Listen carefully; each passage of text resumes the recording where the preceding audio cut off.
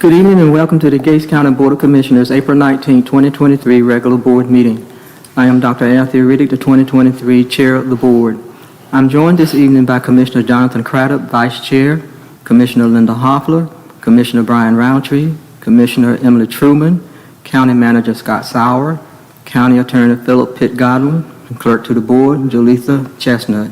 The invocation and pledge of allegiance will be led by Commissioner Hoffler. Let us all stand. Let us pray. Our Heavenly Father, thank you for the opportunity to come here tonight to do the business of the county. We want to thank you first, though, for all the blessings you have bestowed on us individually and collectively. And let us remember that your edicts in life, be kind to each other and be a good neighbor. As we come here tonight, grant us wisdom and discernment and help us work to do what is best for all citizens as we make decisions. And let us, when we will probably not always agree, but we can agree to disagree with civility and get so that we can move forward. All these things we ask in thy name for thy sake. Amen. I pledge allegiance to the flag of the United States of America and to the republic for which it stands, one nation, under God, indivisible, with liberty and justice for all.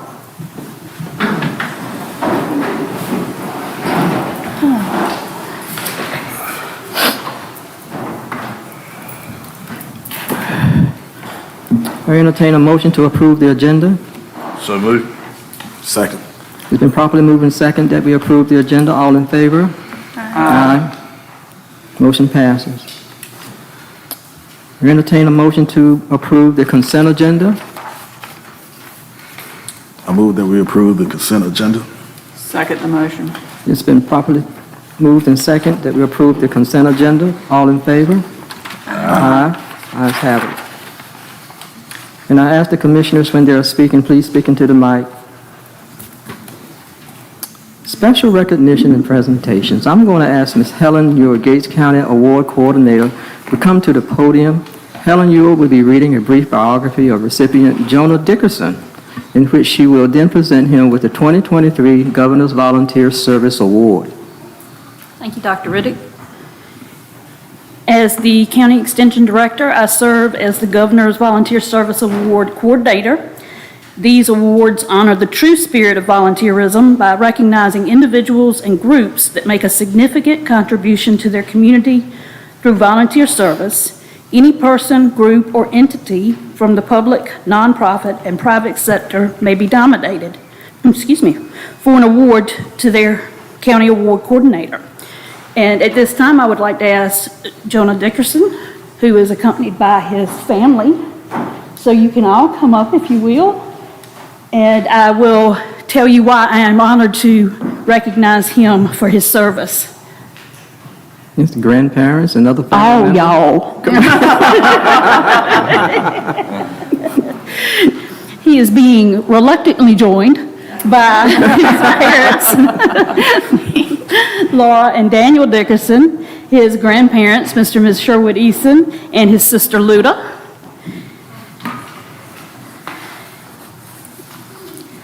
And I would just like to read the application that was submitted.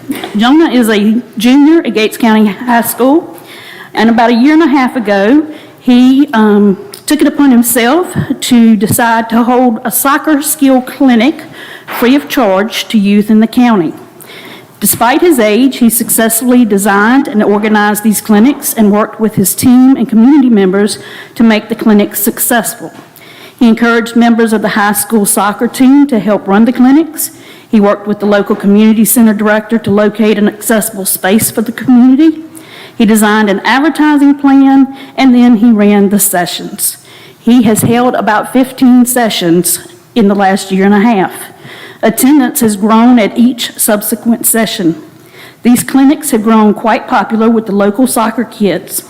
Jonah has an excellent rapport with the kids. He has worked hard to help kids improve their soccer skills and become physically active in a fun way. Because of the success of the clinics, he was asked to help coach the Gates County All-Stars soccer team. We are so thankful for opportunities like this for youth in our small rural community. Jonah, would you like to present this, Dr. Riddick? You will receive this very nice frameable award and a pin that Dr. Riddick has challenged me to bid on you, and hopefully not hurt either of us. Joe, on behalf of the Board of Commissioners, I welcome you. I thank you for your service. Congratulations. Thank you so much. Now, all the commissioners come in the back there to take a picture so you can have a frame with the grandparents. Grandparents.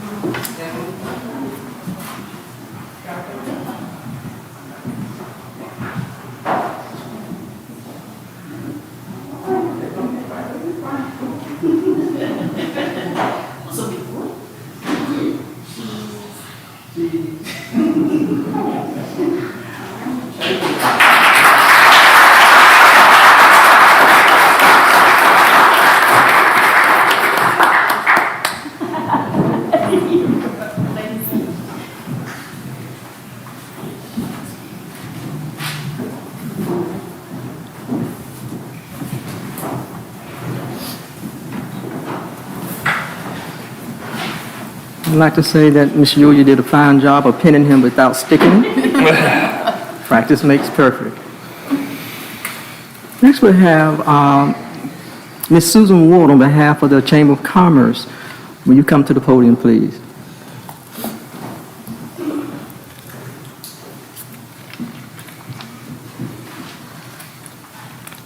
Thank you. Introduce your presenters. I certainly will. First of all, I just would like to say thank you to all of you for allowing us to be here tonight. Before I introduce us, I'd like to say that we are here on behalf of your Gates County Chamber, and we want to know that we are alive and well and have been actively working on a special Gates County publication. I am Susan Ward, which I may have taught many of you, but anyhow, it's good to see everyone again. We have Cheryl Paz, who's also on the committee, Temperance, I don't think Temperance is here, Temperance Saunders Bryant, Ed Morgan, who is also our chamber president, and Allegra Boone, who is our graphics artist designer. This publication that will be given to you in just a moment, Welcome, a resource guide to Gates County, is hot off the press. We wanted to share it with you before we distribute it anywhere else within the county and in the surrounding visitor centers, museums, and so forth. We have printed 3,000 copies. We have over 10 local contributors and 12 of our local photographers featured in this publication. You will find that much of the content was written specifically for this resource guide, not just information from the internet. Our business directory that you'll find at the back boasts of over 200 local businesses, 75 of which are chamber members. The chamber is excited about the ripple effect that this publication will have for our local businesses and the county in general. We are working with Linda Hoffler and the newly formed Gates County Tourism Committee and feel that this resource guide will be an asset in promoting tourism in our wonderful community. So we're going to pass these out.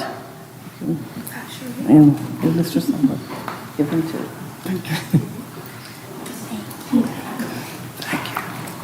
Thank you.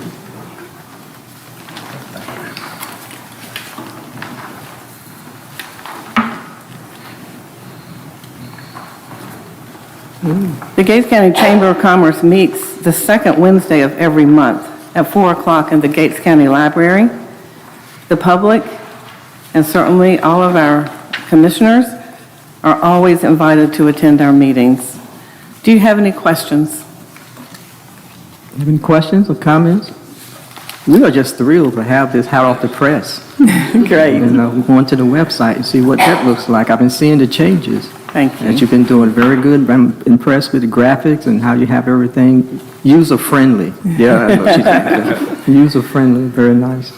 Thank you. And I'm just thrilled too, because as talking about tourism, I was told, well, at some of the visitor sites, the only thing from Gates County is Merchants Mill Pond. So now we have something else Great.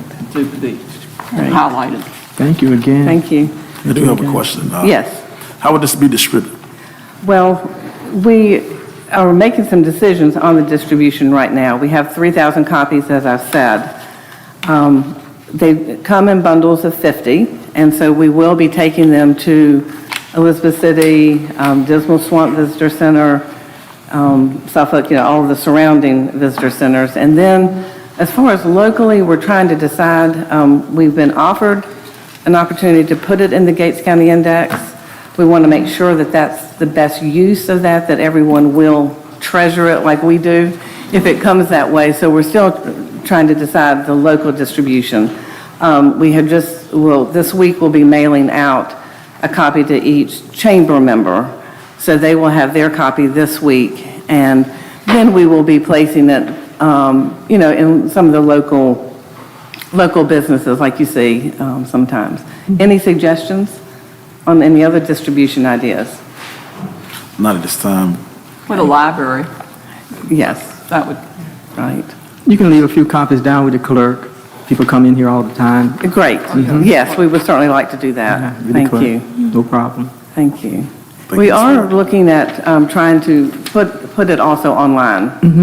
And these two people here would be the ones to figure that out, but that's our hope as well. The commissioners, let's give them a hand because they have the labor.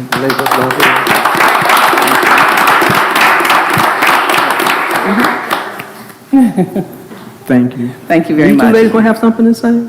I don't. Just telling her congratulations on this, because I know that they've been working hard to get this. Okay. So, All right, thank you. Thank you. Thank you.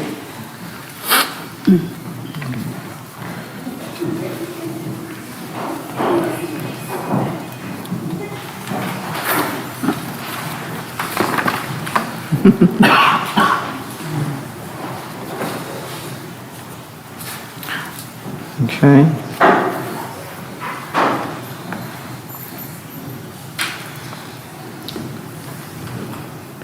Madam Clerk, do we have signatures or sign-ups for public comments? Yes, ma'am. We have Mr. David Forsythe.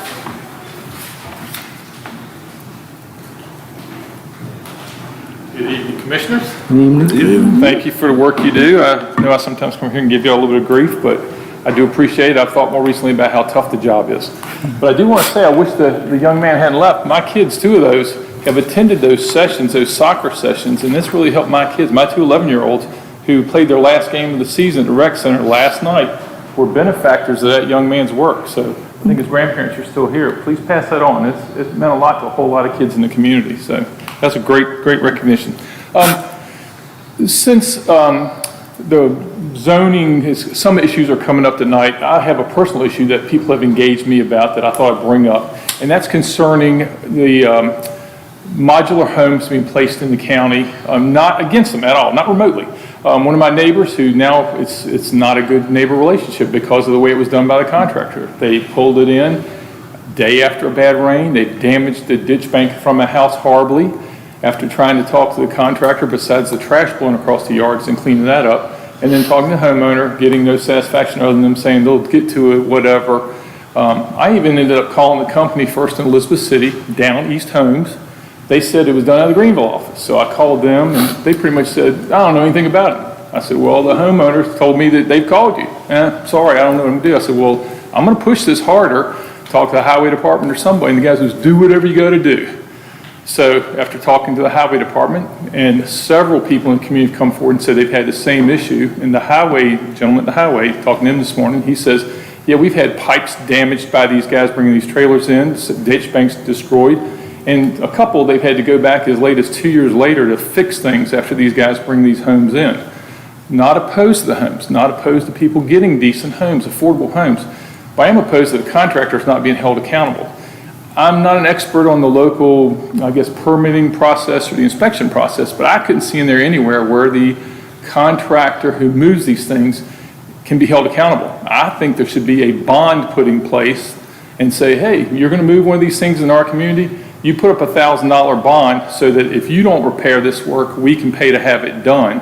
Because the homeowners who's not getting home, me, shouldn't be stuck with being told by people that, oh, just suck it up and fix it yourself. I've had a lot of people tell me that, and I've had other people say, don't you dare do it, hold them accountable, push them to do it. So just asking y'all to consider that something worth discussing about this, the county staff, county manager here, somebody, if it's done in other places or how they handle that. But I've had at least 5 people contact me directly since I posted something on Facebook about it, where they've said, I had the same thing and I'm yet to have it fixed. And the gentleman at the highway department has said he's had to go back eventually many, many months later, or as late as 2 years later, to do the repairs. So just asking y'all to take action or consider doing something about that. Thank you. Thank you. Is that it? Okay.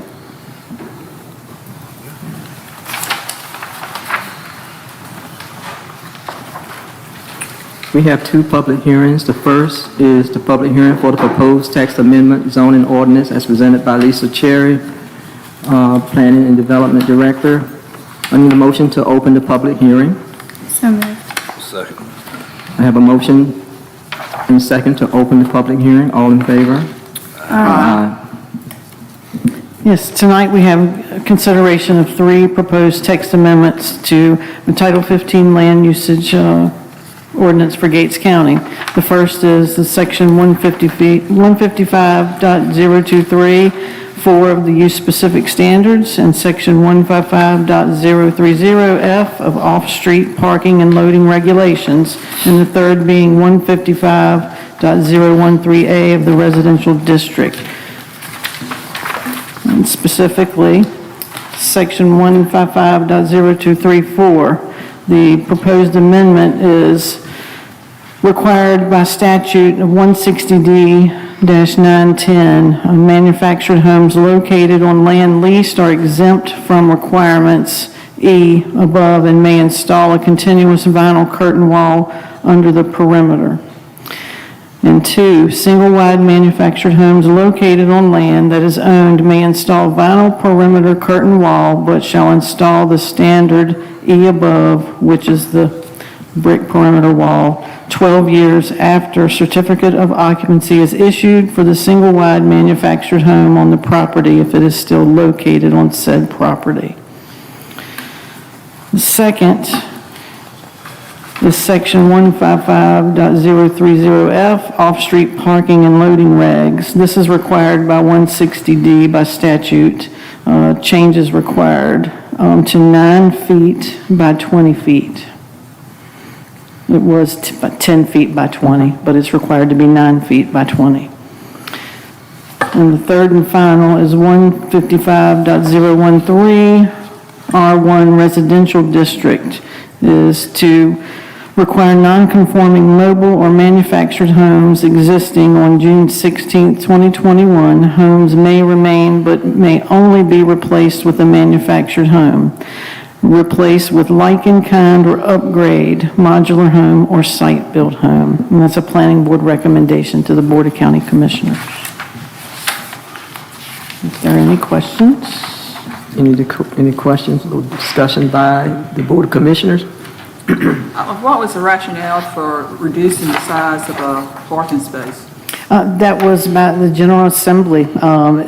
What we understand is to increase the parking lots to be able to provide more spaces for the vehicles. And more dings in your car? And that's what has been said many times.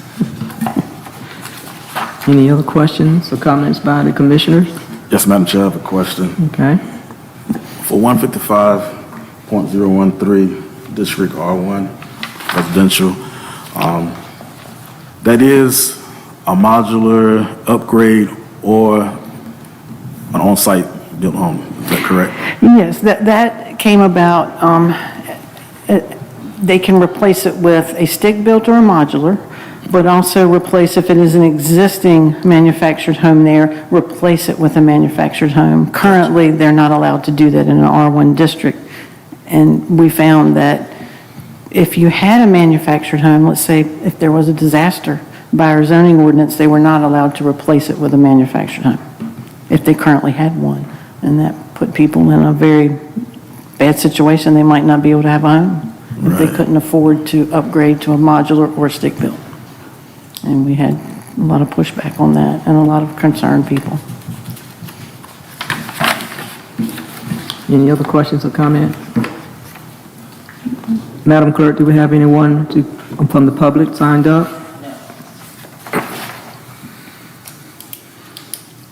I need a motion to close the public hearing. So moved. Second. The motion and properly seconded that we close the public hearing. Public hearing is closed. What is the pleasure of the board? Motion to approve the text amendments as presented or disapprove?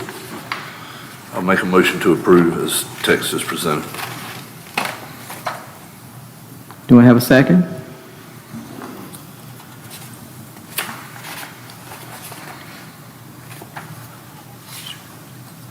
There's been a motion on the floor. Do I have a second? I will second. I have a second. All in favor to approve the text amendments as presented? Aye. Since I'm having some slow responses, poll the commissioners. Madam Clerk. Commissioner Roundtree. Yea or nay? Yay. Commissioner Craig. Yay. Commissioner Riddick. Yay. Commissioner Hoffa. Yes. Commissioner King. Yay. Motion carries. Thank you. Thank you, Lisa. The second public hearing. Public hearing for proposed water conservation incentive rate for water consumption exceeding 8,000 gallons on a bi-monthly basis. This will be presented by the county manager, Mr. Scott Sowell, with assistance with Brad Arnold, Director of Public Utilities.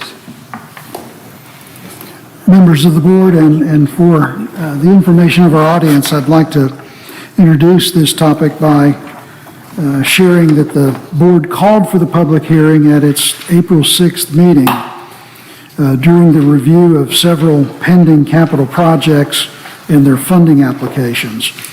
The item for consideration this evening is the Water Conservation Incentive Rate Structure, which will add an additional 3 points to the county's funding applications, which will be reviewed by the North Carolina Department of Environmental Quality and their Division of Water Infrastructure.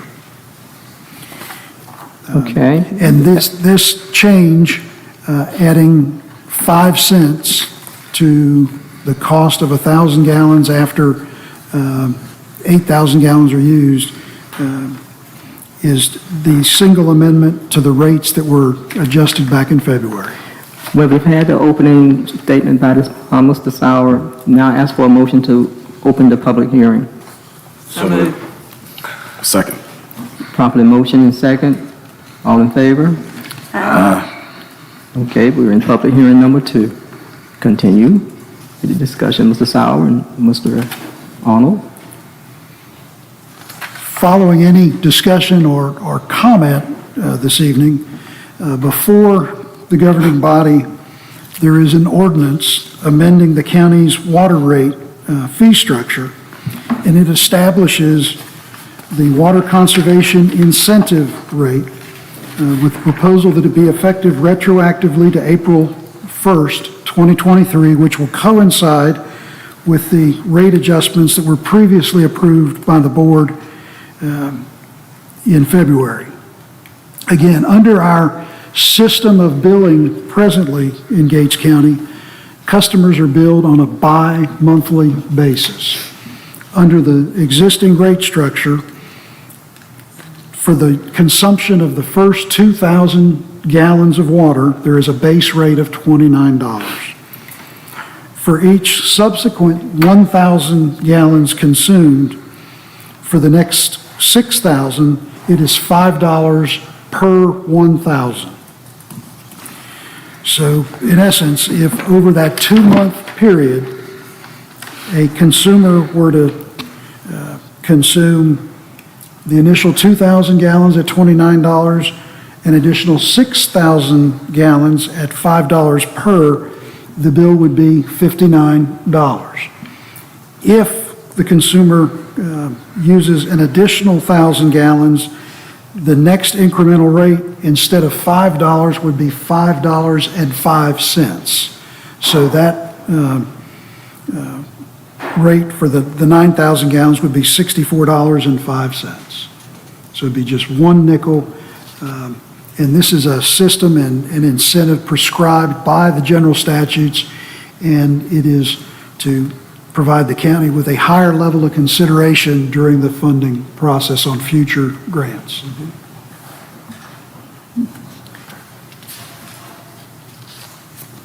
Is there discussion amongst the Board of Commissioners? Any discussions, any questions by the board? I think this is the same presentation we heard from Mr. Tart That's correct. from Green Engineering when he visited earlier in the month and presented the PowerPoint, not the PowerPoint, the handouts. I think all of you received the handouts from him, so you had time to study this presentation for this public hearing. So are there any questions or comments at this time by the board? I've got a question. What's our average water usage in a household? You're talking about on a monthly basis? On a monthly or bi-monthly? 4,500, 5,000 gallons a month. A month, okay. That's based on a Just average. four-person dwelling. Yeah. Okay. Household. So a lot of people are not going to be affected at all. This probably won't affect the majority of our citizens. Probably 85% of the people in Gates County won't affect it at all. This will probably affect your farmers and that type of stuff, the pool. Okay. Any other questions or comments? Madam Clerk, are there any public comments? Somebody sign up, and did anybody sign up for comment? Mr. David Forsythe. Mr. David Forsythe, come on now.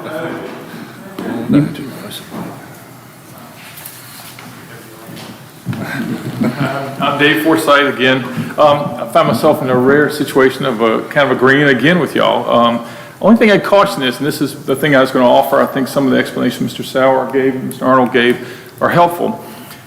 2 months ago when you were doing this, it seemed sudden and quick, and I said, what's the reason this has to happen so suddenly? And we put in a rate change right away, and now we're changing it again. And I know, again, somebody talked to me at the store right down the street here and said, why is this happening again? And I'm like, it's a good thing. And it takes a lot of effort to explain to somebody it's a good thing, and it's for scoring purposes. I've looked at the website after coming to the presentation during the day.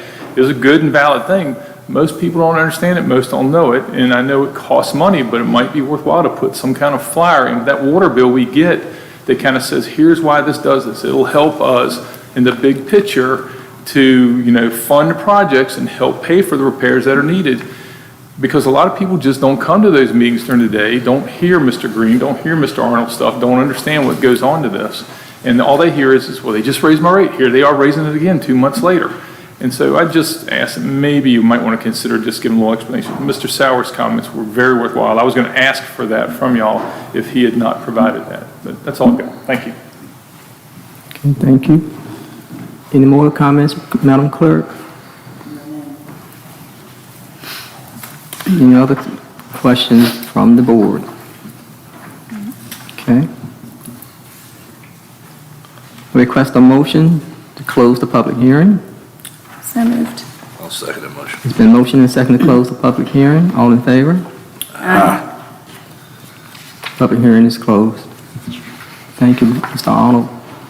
What is the pleasure of the board? A motion to approve the ordinance amending the water rates and connection-related fees as found in the fiscal year 2022-23 approved budget ordinance to include the implementation of a water conservation incentive structure rate adjustment effective April 1st, 2023, as provided by the North Carolina Department of Environmental Quality, Division of Water Infrastructure. So moved. Second. It's been properly moved and second that we approve the presentation of the water conservation incentive rate for water consumption. All in favor? Aye. Motion carries. Next is the Merchants Commerce Community Engagement Survey, Ms. Ann Darby, Summit Engineering and Design. Come on.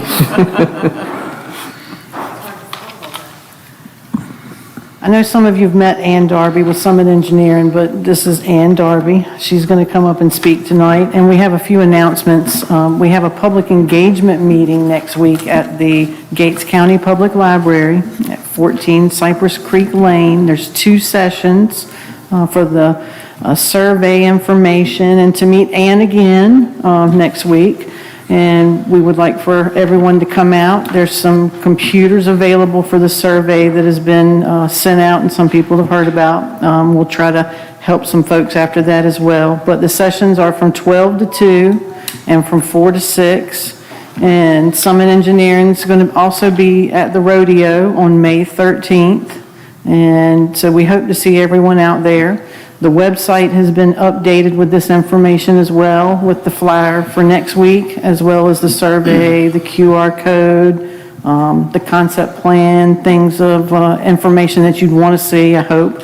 And so, without further ado, I'm going to let Ann talk to you about the rest of the information and let her tell you all that as well. What was the date of the public library? April 27th, Thursday. Okay, I'm sorry. That's okay. And I'll let Ann come up and speak. Thank you, Lisa.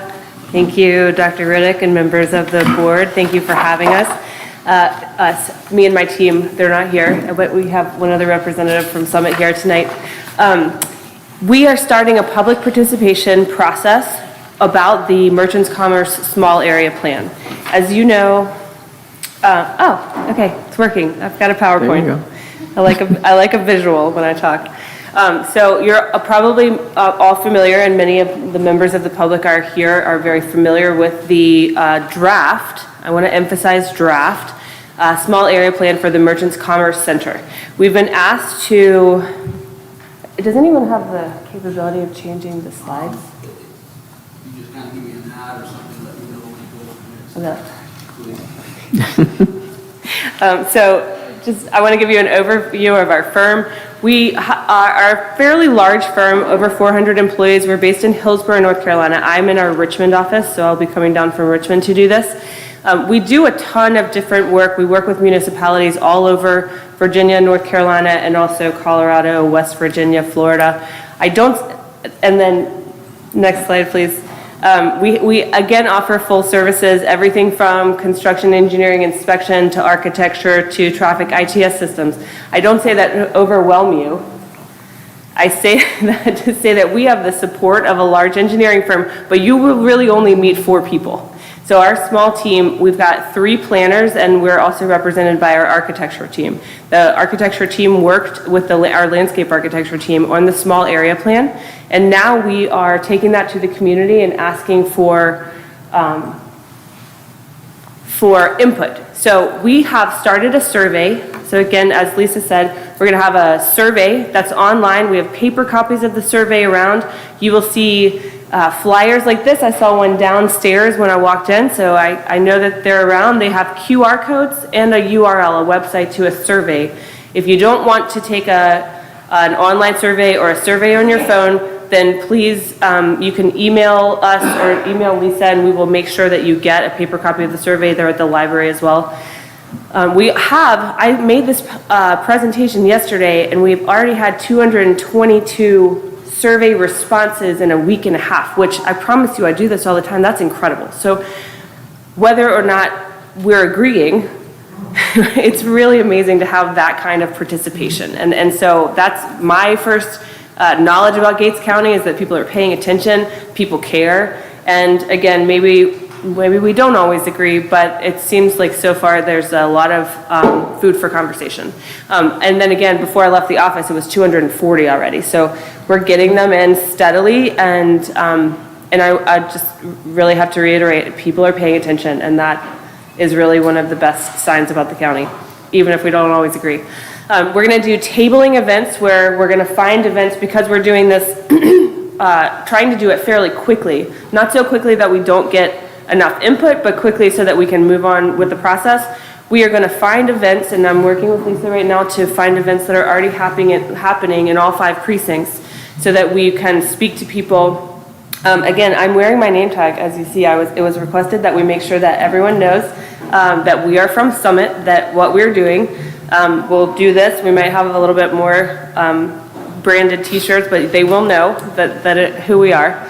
And then we're having the public open houses on the 27th that Lisa mentioned. Again, we're going to do 2. We always try to do 1 for people who maybe work a 9 to 5 and can come during their lunch break or before they go to work at night, and then from 4 to 6 so that we're straddling that time when a lot of people are coming, either going to a job if they work at night or coming back from their more 9 to 5 job. At all of those, we are just going to listen. We might do a small presentation. We'll try to keep it really short. We will not talk at people. That's our job, is to listen to people. And again, the survey, I want to say a couple of things about the survey that we had talked about when I first came to kick this process off, and I understand that there have been some questions.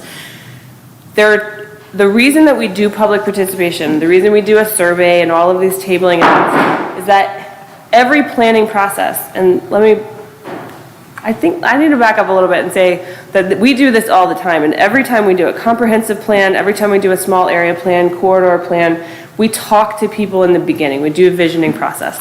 And a plan, small area plan or comprehensive plan, is a combination of anecdotal data there's a lot of thoughts and feelings involved, and then we also bring in more qualitative data, so knowledge of the economy or socioeconomics, and so those things go together so that we have some hard facts, and then we also have how we feel and what we think about the county and the future. And so at the end, one more thing, we ask about demographics, and I know that it makes some people very nervous to say, this is my race, this is my age, this is my income.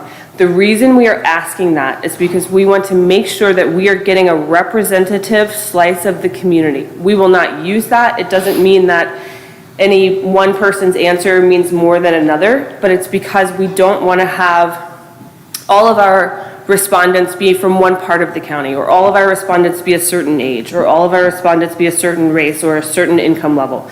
That happens a lot in public participation processes, and we are trying to avoid that. So that's why if people ask, if someone says, I was going to take this survey, but I was very off-put by they're asking my income, please help us reassure them there's a reason that we're asking that, and we are well-intentioned, and we are trying to make sure that we're having a representative slice of the community. At the end of this process, we are going to create a summary. It's a summary of what we've heard, of who we've talked to, what the feedback has been, a summary of the responses from the survey, and then also we will do a little bit of a look with our architecture team and also as planners with our planner mindset and make recommendations based on all of that public input. Thank you. If you have not taken the survey and you have your cell phone with you, this is a QR code if you want to take the survey right now. And then again, you'll see this on flyers, you'll see it on the website, you'll see all of this information. So you'll see us around.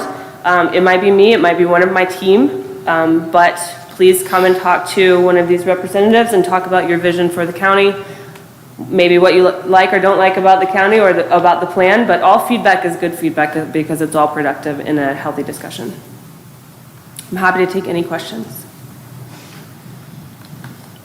Any questions? I think I had a comment or someone shared with me that the Gates precinct wasn't on the survey or something like that. And Lisa told me that and we corrected it. Okay, that's been corrected. Commissioners, no more? Okay. Thank you, Ms. Darby. Thank you. Drive safely. Thank you. Thank you. Thank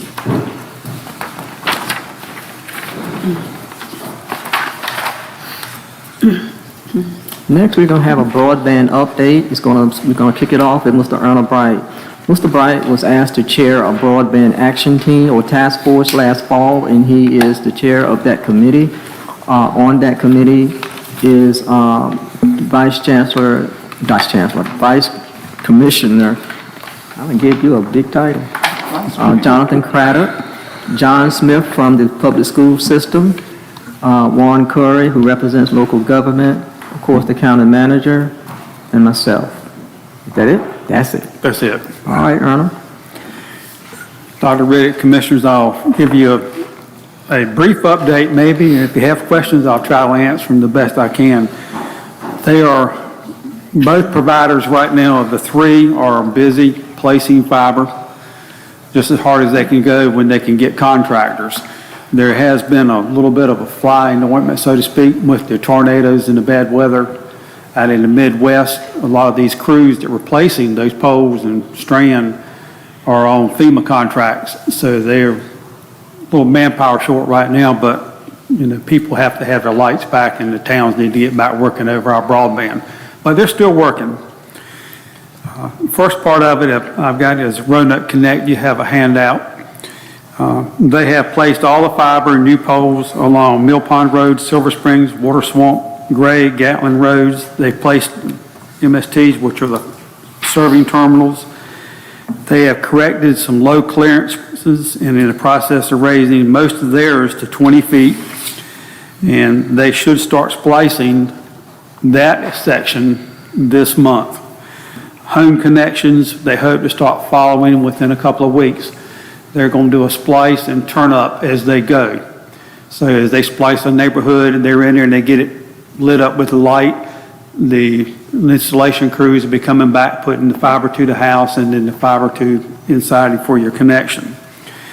They've also started on 37 South around the Perkins Road, Hobbsville area, Punch Bowl, and South 32. They've gone into Willington and they've spliced that. It has been spliced and get ready to be turned up, and they're placing fiber toward Drum Hill. So they're hard at it. Fiber has also been placed down Medical Center Road, Middle Swamp, Union Branch, Drum Hill, Godwin, Brinkley, Parker's Church, Parker's Fork, Highway 158 East and West. Spectrum is also in those same areas plowing their fiber in most places where Roanoke Connect is using their pole at this time. As you remember from history, Roanoke Connect went to Joppa, that side with the first bunch of federal money, so they're starting to extend some of that in that area down there now. And Spectrum is going in that area, so there'd be two providers down there. Spectrum is currently splicing in that area.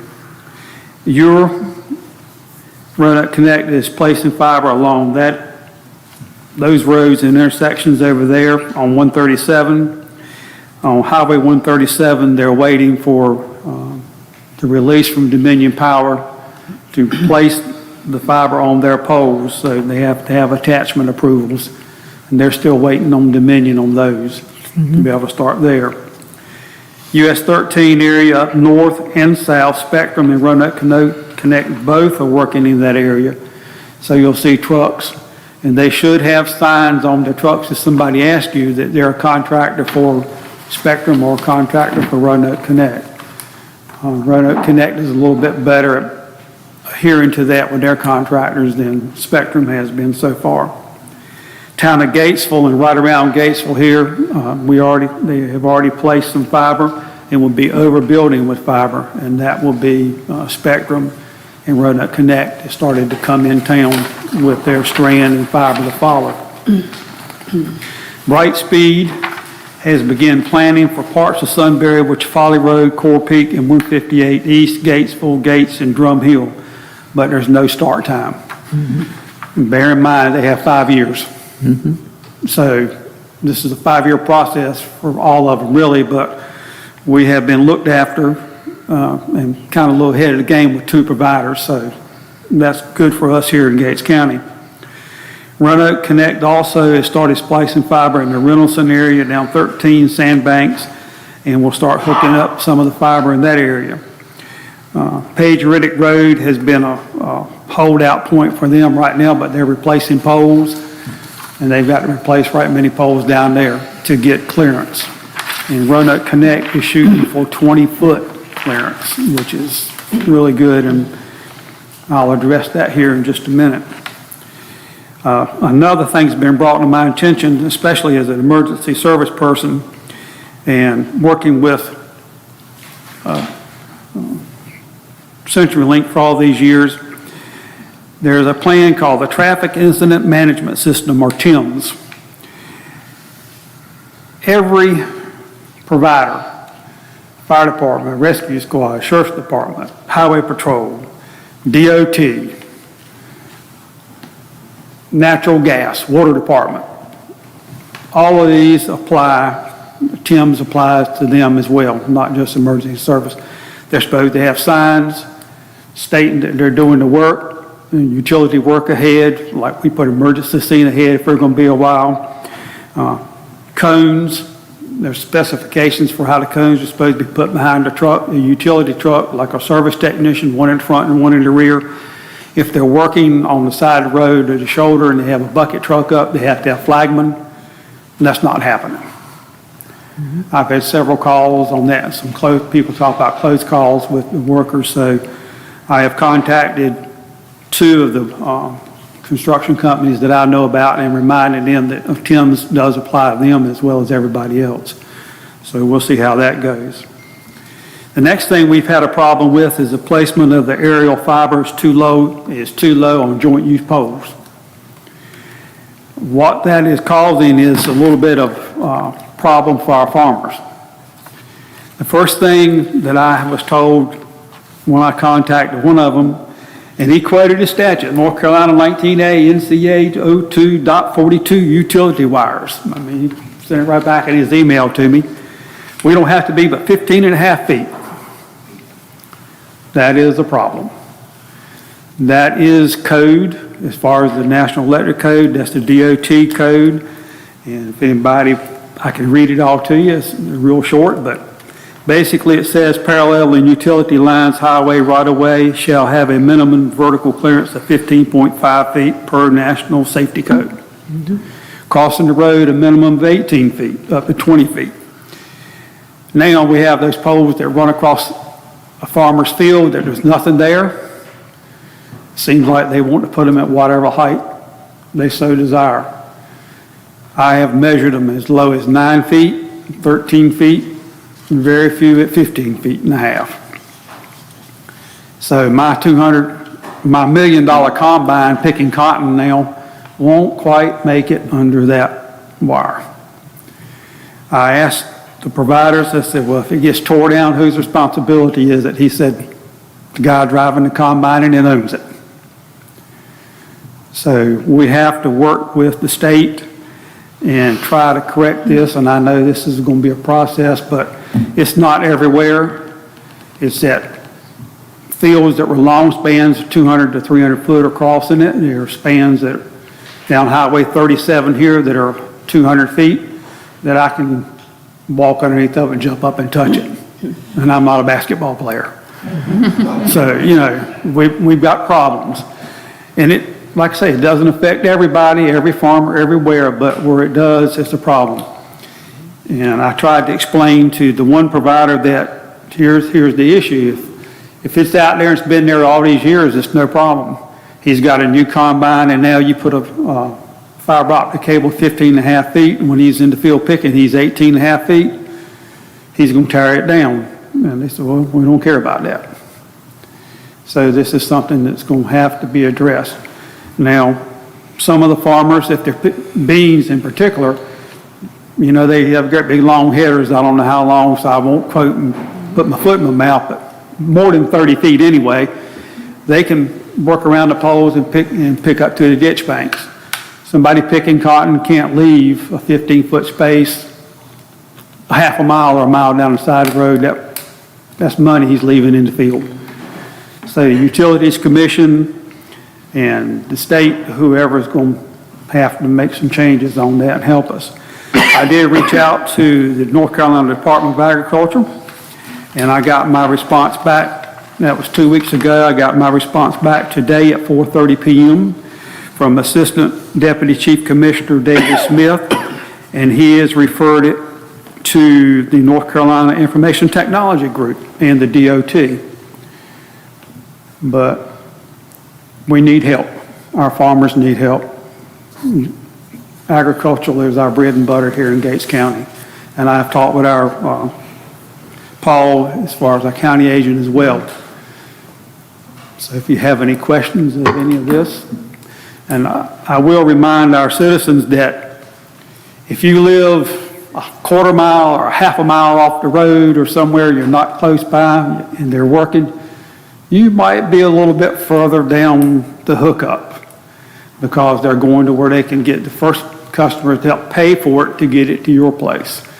So if somebody asks you, so, well, they're right here working and you're 900 foot off the road or across two fields, you will get it, but it might be a little behind everybody else. Just be patient with them. They are working on it, and that's some of the government money is going to help pay for that too. Any questions? I'm going to ask the commissioners to hold their questions. We have two more presentations on the same subject, and then we can ask Erna or whoever presented to come back to the podium. Thank you, Erna. All right. Mr. Paul Smith. Mr. Paul Smith is our extension agent for agriculture.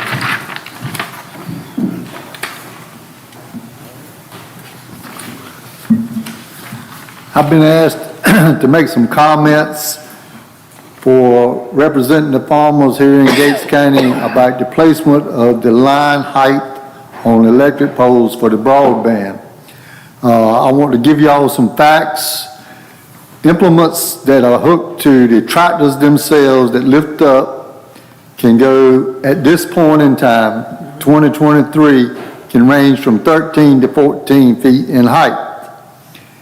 That's the estimates.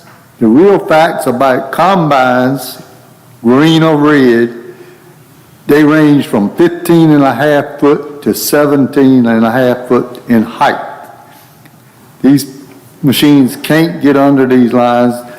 The farmers are having to call electric company now to raise them up as they go in the fields or either work around the electric lines. And some of these lines, as I've been told, are 40 inches below the electric line. So we're down. The newest cotton picker right now is 17 foot 8 inches in height. That's the reality of it. If they're turning around the end, one side dives down, the other side will raise up higher than that. So they're going to go well over 18 foot turning around the end under electric lines or broadband lines. That being said, I see that the broadband is a great thing for the county, but at the same time, they're going to be tore down. The lines are going to stay tore down. I think we'll be in the same shape we are right now unless this matter can be addressed. So we're going to lose broadband again. The equipment that hits this line, if it hits it, if it's damaged any, equipment prices are just like any other thing, fixing prices. It's not going to be in the hundreds, it's going to be well in the thousands of dollars to get it fixed. At the same time, the farmers are going to lose valuable time in doing whatever they were doing, either harvesting, planting, or working in their fields during the summer, preparing the crops.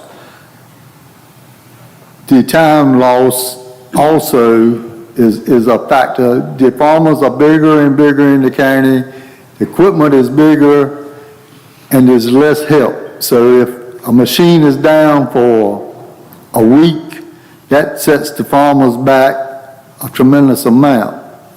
And lastly, the comment I'll make, potentially and possibly when if a piece of equipment hits one of these lines and pulls the electric pole down, and the equipment is entangled in the electric wires, then we stand the possibility of even losing somebody to electrocution.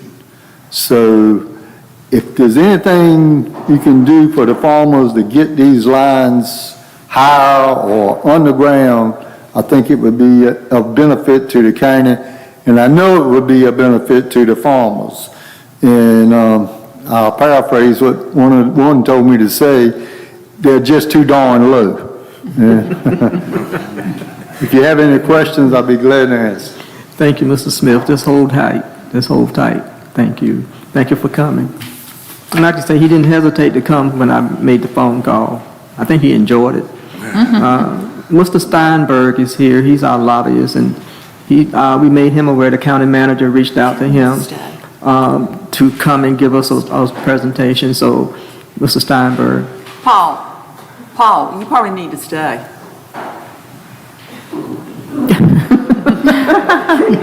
I didn't see you sneaking out.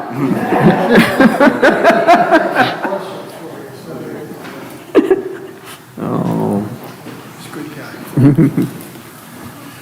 Well, good evening, Madam Chairwoman and Commissioners. It's good to be here, and yes, to segue on the previous presentation from Mr. Smith, this has just been brought to my attention for the first time by your county manager, I think yesterday, or when you brought it to my attention and asked if I could be here to this meeting, and I'm here and I'm listening. I have already reached out to several individuals in Raleigh to at least, fire a shot across the bow and let them know that this is something that we're going to have to be dealing with fairly soon. And I will say that it looks as though, in terms of the session, that we may be finishing the session up, or the General Assembly may be finishing the session up this year, late May, at least in terms of the legislative part of it and the budget and so on and so forth. So if that is the case, and this particular issue has just surfaced, we're going to be working very hard, and I think it's almost an insurmountable task, if you will, to get something done before they adjourn in late May. So this issue could be with us into the new year in the short session, and so that's just something to think about. That's the reality of it. Those are the logistics of it, and I thought that it was interesting. I don't know whether it was Mr. Smith or the previous presenter that had mentioned that the dilemma that this is going to cause, and it's not everywhere. I thought that was fascinating, because I was thinking in the back of my own mind, what is the state going to do in all of these agricultural areas? Where do they impose this mandate of higher lines, and where don't they? So, I mean, there's going to be a lot of homework that is going to have to go into this to see that it's done right. Now, you can imagine those folks that are laying the lines. I hate to say this, but it's all about the money. And you heard one of the presenters this evening say that, well, we're adhering to the statute. The statute is 15.6 or whatever it is, and that's where we are. That's the dilemma we're going to have. If you look into what goes on in any political town, I'm talking about capital. These folks all have lobbyists themselves. I'm talking about the folks who are putting in the broadband, and they're looking at additional expenses, and then you have the agriculture factor, who obviously these people are concerned, the safety concerns as well as the logistical concerns that they're going to have. So this is not going to be, I do not believe, a quick fix. I'm hoping that perhaps maybe there can be some interim solution. I know I haven't heard this from any other of the folks that I represent. I've just heard this from Gates, but I'm sure this exists everywhere, not just Gates County. So that's where we are on that particular issue. I'm on it. I was in Raleigh yesterday, and I met with your senator, Senator Hanig, as well as Representative Ward, and this issue has been brought to their attention as well. So we've got the people that we need to be looking at this. Commissioner Troxler, Agricultural Commissioner Troxler, is also on this, and at least the correspondence from his assistant indicated that he was. So we have the information now. Now we've got to move forward and see what can be done. In the short term, I'm not overly optimistic, but something is going to happen before too much longer, or we could, at the very worst, see a fatality or two. Not to mention the lines being down most of the time. That's defeating the purpose of why we're putting the lines in. And the farmers who desperately need to get their crops to market, get them picked and so forth, they've got challenges as well, and they can't just leave big vast sections of cotton or whatever it might happen to be to just, dissipate. So it's a very serious situation, and I will do my part as your lobbyist to represent you with these groups and make sure these people are all coming together to chat and come up with a plan. So that's where we are on that. Now, I mentioned to you that the budget is, the House finished their budget and passed it 2 weeks ago before Easter break. There are not a whole lot of details in that budget, but there's a lot of money in the budget. They know what they're going to spend. They know the areas that they're going to spend it in, but they don't know the specifics yet. That's going to come out when the Senate and the House get together. The Senate has the budget now. They're going to do their thing. And then when the Senate and House get together, meet after that, then they will decide which items they're going to actually fund. And anything that you have requested or anybody has requested that has got anything to do with water and sewer has a good opportunity, I think, of certainly being heard and hopefully funds being appropriated for. This is not factual, but I mean, I did hear this the other day, so this is not a fact. But I understand in water and sewer that the House maybe have $1 billion, that's with a B, dollars to spend on just water and sewer projects, and the Senate will have $1 billion to spend on water and sewer. So anything that you might think of right now, Mr. County Manager and Madam Chairwoman, that has got anything to do with water and sewer, it's not too late. But it could be next week. So we need to hear from you all now. Now, we did get one piece of good news here. In the House budget, they have increased the appropriation. They've proposed an increase in the appropriation for small school funding. And that's a big deal for counties like Gates. I met with your superintendent of schools yesterday in Raleigh, Barry Wilson, and I continue to be very, very impressed with him every time I meet him. One of the challenges we have in rural North Carolina, these school superintendents don't stick around long. They're here for a year or two, and then they want to go to the next job where they can make a little bit more money and so on and so forth.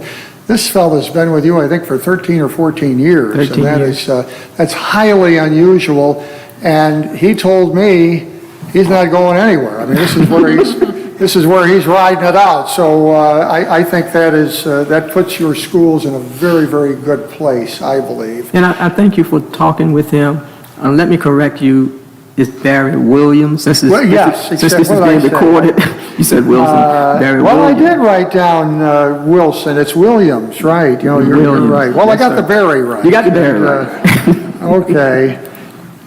Let me get that down. Well, in the small school funding, I sent an email to the county manager, and I think he has distributed it to most of you so that you can see what the House, North Carolina State House is proposing in terms of an increase in small school funding for Gates County. And it's pretty significant. I know that your superintendent was thrilled when he heard this yesterday. It looks like it will be an increase over your current supplement of about, if this passes, of about $750,000. and then it will go to an increase of another 100,000 the next year. So 750,000 in '23 of this new biennial budget, and then an additional $100,000. See, that takes care of your cost for lobbyists right there. But that is really, that's fantastic. I mean, we need, our schools, our rural schools, need that kind of extra help to do the things that they need to do. So your other items, I can assure you that your Representative Ward, and your Senator Hannig, have the list that we have put together, and they're in their possession. They have made those presentations, and so when the House and the Senate finally get together, probably about the third, maybe second week of May, they'll be making those decisions as to which of those items that they're going to fund. I know a lot, again, I don't mean to be redundant, but I know that a lot of money is going to be spent on water and sewer. So if you have a lot of requests and none of them are water and sewer, you might be a little disappointed when, when you see the amount of money that's being spent on water and sewer and you didn't have anything down, so you're not getting anything. So We do. We do. yeah, no, I know that. I'm just mentioning that. I just want to reemphasize it. So that's all I have for you tonight. Certainly always glad to be with you. I thank you on behalf of myself and Jackson Stansel with the Jones Street Marketing Group to have the opportunity to work for you, and we are doing that. Mr. Stansel is in the halls of the General Assembly every day that they are in session, and I am there at least once a week, but my assignment, as you know, is to be basically with you all and on a regular basis, and we're working as a team, but it seems to be working well. So, Madam Chairperson, if you, I don't know if you want to open me up for questions, if anybody has any questions, or whatever your preference. I'm going to ask the commission if they have questions for Mr. Steinberg, and then questions for Mr. Bright, and of course, Mr. Smith, who tried to get out, but we called him. So since you're standing to the podium, do you have any questions for Mr. Steinberg, either on broadband, the issues we have with the polls, or the budgeting process? Here he is, right here. When do you think that the budget will be finalized? Well, you know how long we went last year, Yeah. almost to the end of the year. The new format that they're using now for putting this together suggests to me that we've got a real opportunity to be out of here early. They've got, I keep saying we because I was there for so long, they've got an opportunity to be out of there earlier than they've been in probably, well, certainly the decade I served. We were never out of there by mid-May, the end of May. Usually the best case scenario is right around July 4th. But they're saying, that's what I'm hearing, is May. Now they'll go back in, they're going to go back in and do some redistricting and stuff like that. But in terms of the budget and seeing what you and the other 99 counties are going to receive in the budget, we should have a pretty good idea in the next 5 or 6 weeks, I think, of what's there. Thank you. Good question, and I thank you for it. Thank you. Any other questions or comments from Mr. Steinberg? Appreciate your emphasis on the issue that has arose with the farmers and the broadband, because we are working to benefit all the citizens. Farmers is a huge part of this community, and we not only do we need to support our citizens, but we also need to look out for our farmers too. Absolutely. So anything that you can push, make that happen, we greatly appreciate it. We're doing it. Thank you, sir. We're having the conversations, and I'm going to get together with these gentlemen, and I want to use them as utilize them, I should say, as a source of information for those folks in Raleigh that will have specific questions as to what the lay of the land is as it relates to agriculture and broadband here in Gates County.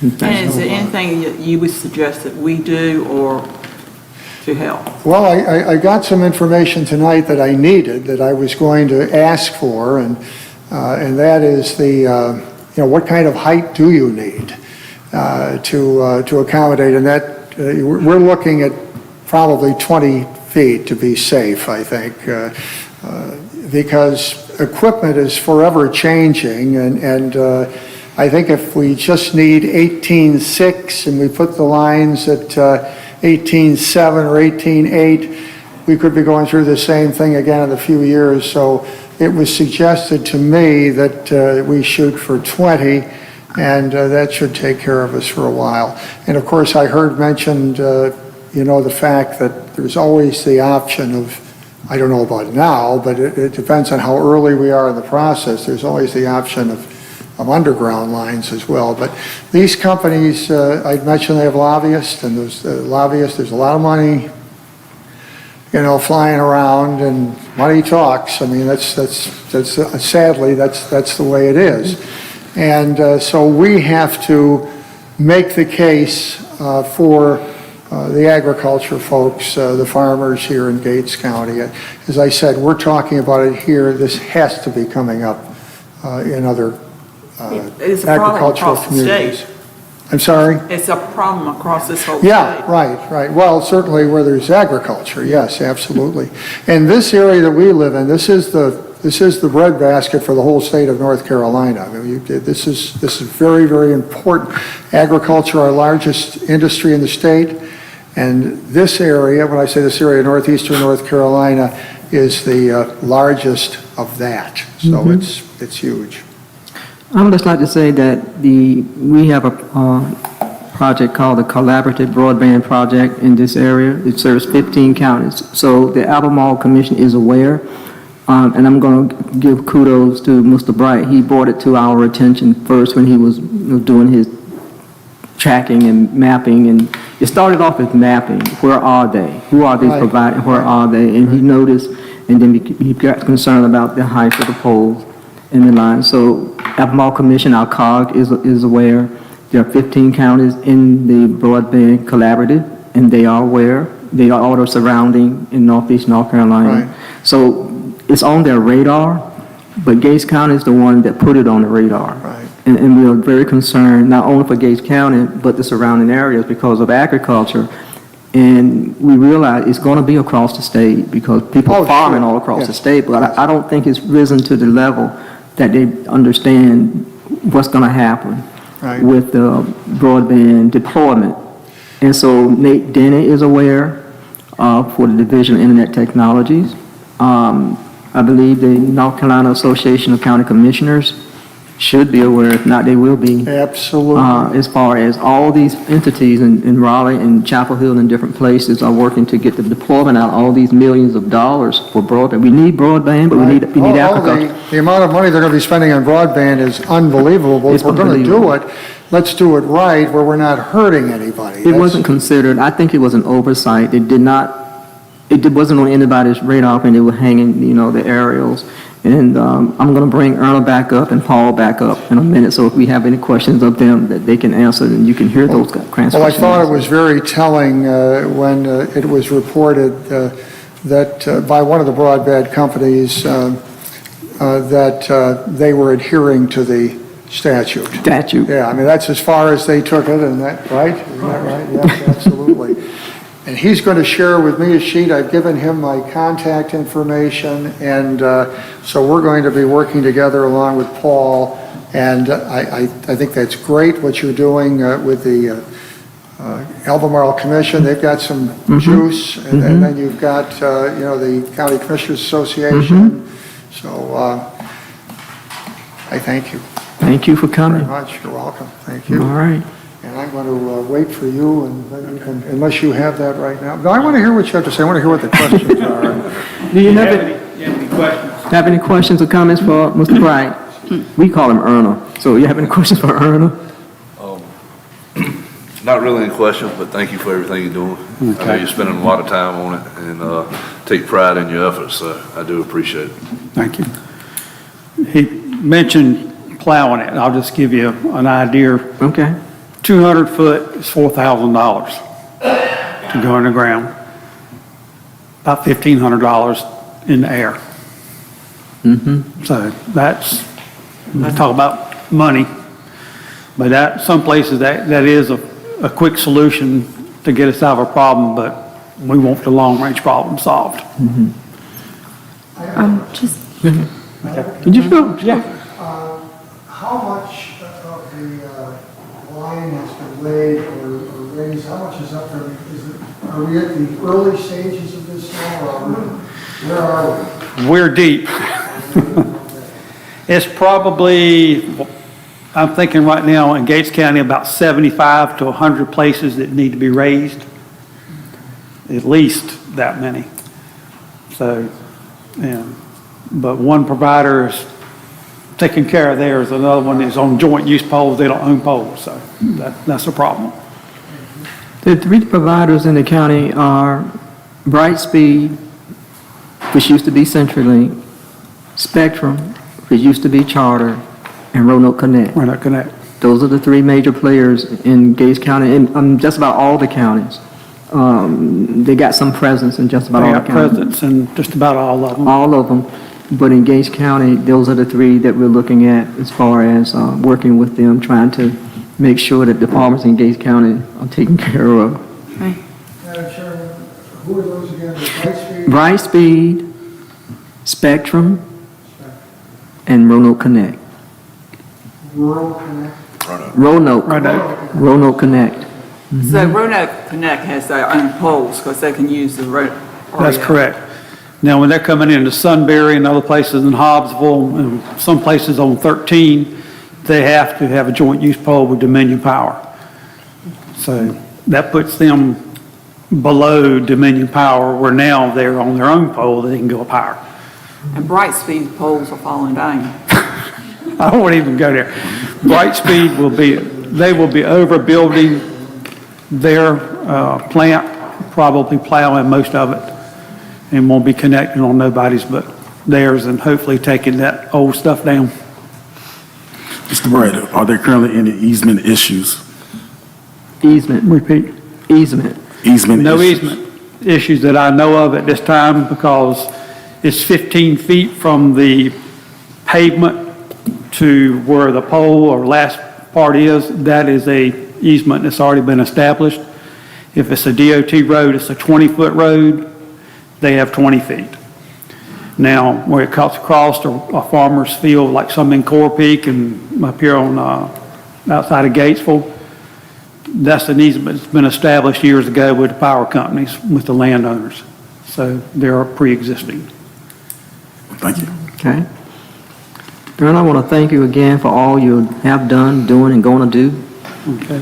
Because this is a long-term project, and I'm glad you mentioned 5 years. 5 years. That's what the contract state is 5 years, but we're going to try to stay on top of them so that Gates County is protected and accountability. We will be bringing the providers in to speak with us as they move forward in this county so that we have accountability. We're trying to build accountability with the broadband providers and know what they're doing in the county. Right. And so we're going to continue. If you have any issues, please let Vice Chair Jonathan Craddock, he's on the broadband committee. Let him know, or the chair, or the county manager. County manager, or call the clerk's office and leave a message for Erna, and they'll get in touch with him, and Jonathan will get in touch with Erna, and we're going to keep track of what we are addressing, so we make sure that it's either resolved or at least is on somebody's radar. Okay. So thank you, Erna. Thank you. Mr. Smith, you have anything? Anybody have anything for Mr. Smith? You come on up to the podium again. Well, Paul, I know you meet with all the county agents in the surrounding areas. You are working with them to, put pressure on their legislators and everything too, aren't you? Only thing I can add to what I said was, if the lines stay where they are, we're going to be without broadband as much as we are right now. And, that's the truth. wink, wink. That's true. I don't know what the solution is. I think, I don't think as it was, I was said the farmers weren't really considered when this was going on. And it's it's creating quite a problem because there's no way you can drive something 17 foot and 8 inches under a 15 and a half foot line. And that's the way it is right now. Well, I encourage you to stay in touch with the county manager. You're right across the street. And so just please keep him informed about the concerns of individual farmers or companies or whatever so that he can help. Like I said earlier, you know, I can fill this courtroom with farmers if you want them. Not gonna do it. But I think basically I've given you all the facts on the heights, and I think that shows you what we're dealing with. Well, I thank you for representing the farmers across the county and wherever you travel. I have talked with them from Gates, Coral Peak. Yep. All the way, all around, and Quemas, Chowan, Pasquotank. and all of them are concerned. You know, they've already been concerned with the electric lines, and now this is lower than the electric lines. So Okay. it's a problem. I don't know. I wish I had a quick solution to it, but I don't know what to tell you about that. I do know that I feel like I'm representing the farmers saying they're too darn low. Madam Clerk, make sure you put that in the minutes. They're too darn low. Thank you, That Mr. wasn't Smith. the exact quote. Thank each of you for the presentation, and you'll be hearing from us, and of course, you'll be hearing from Mr. Bright on a regular basis from now on. Moving right along. Now we have new business, budget amendments, and I'm going to ask the county manager to go through each of them. Item A, B, C, D, E, and F. Thank you. We've reached the time in the fiscal year where our operating departments and agencies are squeezing their budgets to make sure that they live within their means, that they cover obligations and expenses. And I think what you'll see this evening in these 5 budget amendments reflect that. First, there is a transfer of money. May I stop you for a minute? Sheriff Campbell, will you help them to either use the elevator if they can't get down the stairs? They would need to use the elevator. Excuse me. Okay.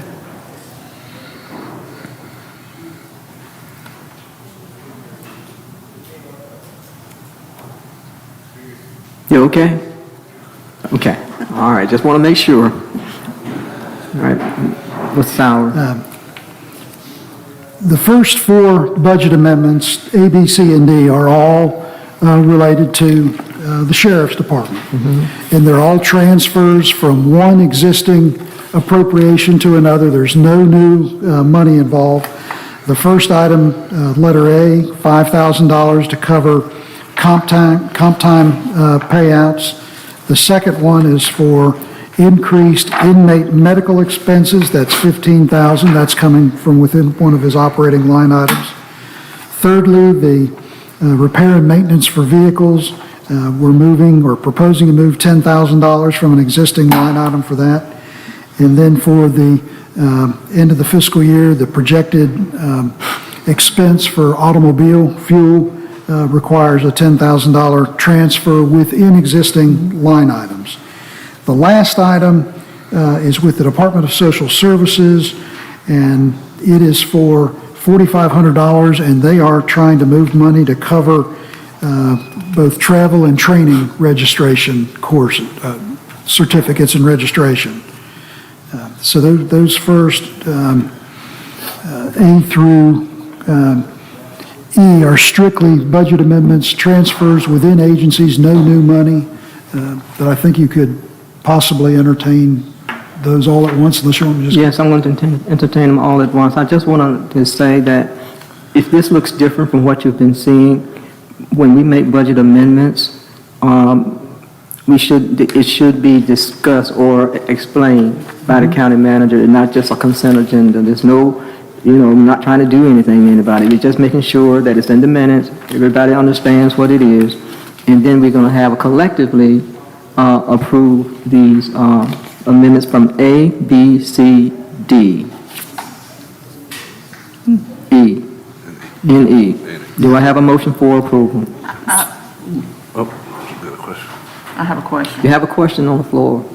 Okay. Number E, it says budget amendment to cover traveling, and then up here on our agenda, it says budget amendment to cover advertising.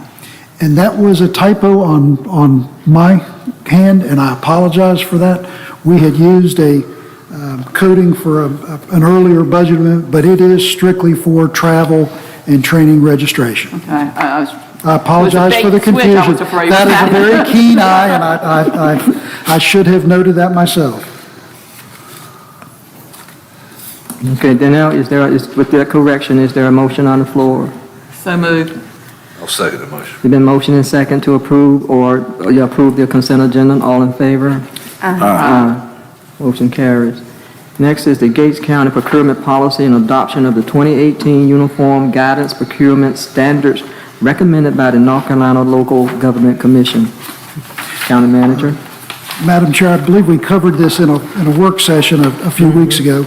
All North Carolina local governments were required to have an adopted policy of the uniform guidance from the North Carolina Local Government Commission, which is a division of the State Treasurer's Office.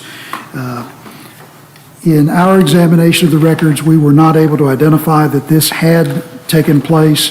The clerk to the board helped me review prior minutes. We did not see it, and we just believe this needs to be on record for Gates County to satisfy the directive from the state. So this is an administrative matter that we need to make sure that box is checked, approved. Is there a motion on the floor to approve the Gates County Procurement Policy and Adoption of the 2018 Uniform Procurement Standards? So moved. Second. It's been properly motion and second. All in favor? Aye. Motion carries. The next item for the county manager is the agreement of the ARHS community linkages to care funding for post-overdose response. This agreement is with our regional health agency, the Albemarle Regional Health Service. And two of the primary frontline folks are in the back of the room, Sheriff Campbell and Mr. Butts. Their first responders and other agencies have the ability to administer overdose-type drugs like Narcan. They require protective gear like gloves and masks. And through our relationship with the health department, they make funding available annually in the form of this memorandum of agreement. The amount that has been allocated for Gates County is $16,728. With the adoption and approval of this agreement, you will very likely see a budget amendment on a subsequent meeting so that those funds can be dispersed. But this is a very critical need, and I think our first responders are very happy and willing to participate. Okay. Any discussion? If not, I ask for a motion to approve the agreement with ARHS community linkages to care funding for post-overdose response. So moved. Second. It's been properly motion and seconded that we approve the funding. All in favor? Aye. Motion carries. Mr. County Manager, the Gates County 2023 ARPA Plan. And if I could, Madam Chair, items H, I, and J are all related to the American Rescue Plan. Okay.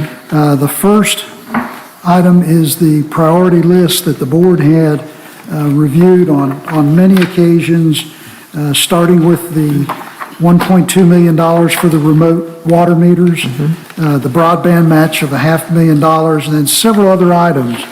The one adjustment that I'm suggesting comes in light of your last meeting. The board has decided to defer recruitment on a couple of your administrative positions, one of which was the grant writer, and it had been identified for $40,000. I am suggesting that we add that $40,000 to the technology upgrade, because if there's ever a line item that might be a little skinny on this list, it would be that. So the bottom line does not change, and that is the only adjustment for the $2,193,000.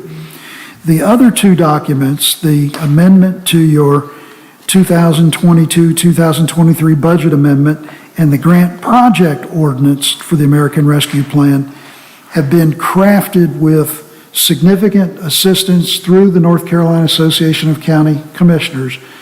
Some of you may have participated in online meetings with Jonna Sharp. She's the retired budget director from Wake County, and she has had a strong personal hand in crafting these documents.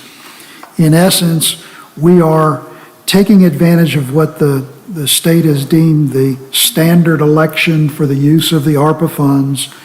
The monies are going to be made available to help recoup revenues that the board had otherwise budgeted for other public safety costs, such as the salaries and benefits for law enforcement, the salaries and benefits for telecommunications. And those monies are being enabled. The technical term from a criminal defense attorney is laundered through the general fund, so that those funds can then be stripped of some of their federal ARPA regulations and used more effectively and with flexibility within both the general fund and your utility fund for those water meters and fire hydrants and things of that nature in Mr. Arnold's budget. So again, I'd ask you to consider these three documents as a bundle, and we owe a deep debt of gratitude to the Association of County Commissioners that have helped make sure that we have dotted every I, crossed every T, and assured that we're meeting our compliant standards for these federal funds. Okay. Are there any questions for the county manager with items H, I, and J? Hearing none, do I have a motion for approval? So moved. Second. I have a motion to approve and a second. All in favor? Aye. Motion carries. Mr. County Manager, your county manager reports and updates. Well, the first item I'd like to mention is one that I didn't have on my list until I heard an earlier presentation regarding the wires that are hanging too low. I think it's time to sound the alarm. I'm really quite surprised that this has not come to the attention of our leaders in Raleigh.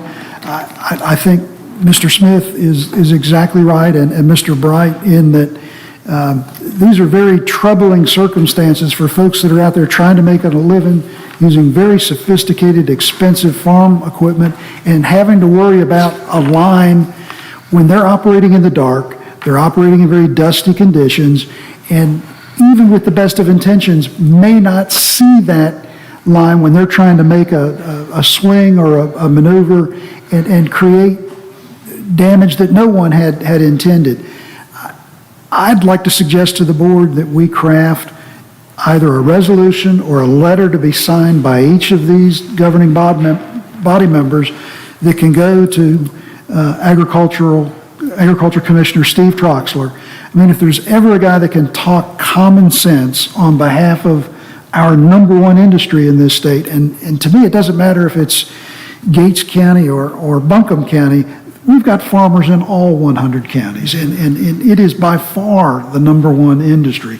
I think he would be the perfect spokesperson to lead this charge, to elevate it not just to the General Assembly, but to the Council of State, the Governor's Office, and we've got some horsepower, I think, representing Gates County in our Farm Bureau representatives. They are a strong, strong voice. In the North Carolina Cooperative Extension, and again, if ever a man was passionate, I think it was Paul Smith with this, and we've got those resources from North Carolina A&T and North Carolina State University. If ever there's a group that could help ring that bell and make that case, it's a community like Gates County that is so dependent and so successful based on our agricultural industry and our heritage. I'm just floored that here we are stringing wires and nobody up in the ivory tower thought about issues like that. I mean, it just, so I'm afraid if we wait till we start pulling down wires in the heat of the summer or the harvest moon in the fall, it's going to be too late. We'll never get those wires restrung. So I'd like to see if there's a consensus to prepare either a resolution or a letter or both that we can work on getting prepared for you all to look at and adopt at your next meeting, which will be here before you know it. But Is there a consensus to move forward on his suggestion? You do need to put it in form of a motion. Put upon the motion. So moved. Second. Properly moved and second, all in favor? Mr. County Manager, we ask you to work with the attorney to get something drafted and for us to approve it and get it to the powers that be as soon as possible. thank you. Item next, when I began my journey here in Gates County, the county was advertising for a number of key administrative positions. And at our last board meeting, the governing body decided that there were a number of those that maybe we should simply set aside till we work through the budget and not continue with the recruitment on the assistant manager, the HR manager, and the grant writer. The one that has been left vacant and is so vital for the county is that of the finance officer. Well, when my feet hit the ground on February 13th, we had yet to receive the first application for the finance officer position in Gates County.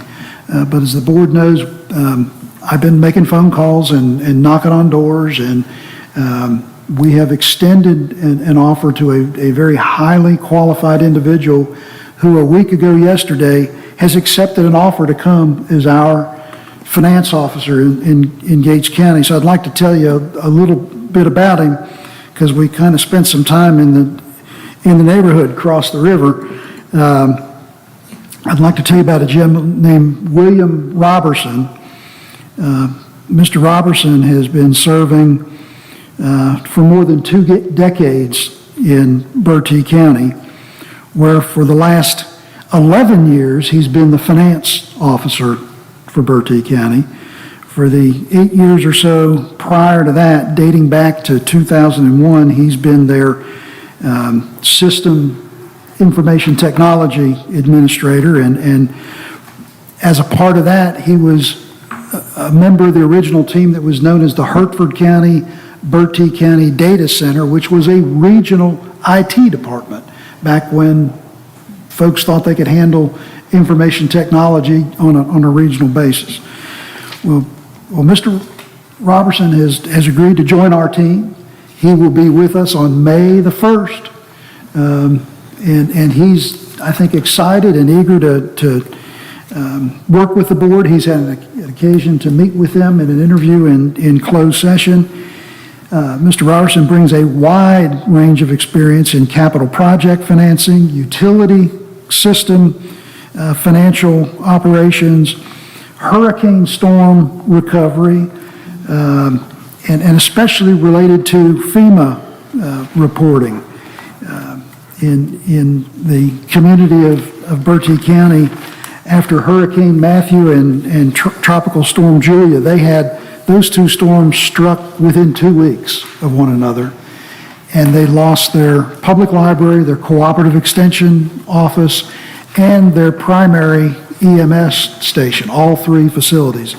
And Mr. Robertson was very key in navigating through those processes to the point where they were able to achieve a Golden Leaf Foundation grant to build the library and cooperative extension facility, and got FEMA money and some money from Raleigh for the EMS station. In addition to working more than 21 years in local government in this state, he also served 18 years in the private sector with a company called Alamac Knits.